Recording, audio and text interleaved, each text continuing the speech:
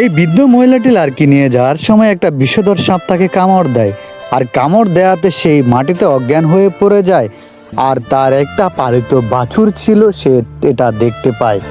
দেখতে পেয়ে সে ছুটে চলে আসে, অনেকের কাছে সাহায্য চায়, কিন্তু কেউ তাকে সাহায্য না করাতে সেই বুড়িটাকে কাঁধে করে বাড়িতে নিয়ে যায়। আর বাড়িতে নিয়ে গিয়ে সে ওষুধ খুঁজতে বাইর হয়ে যায়, কিন্তু কোথাও ওষুধ না পেয়ে সে জঙ্গলে চলে যায়।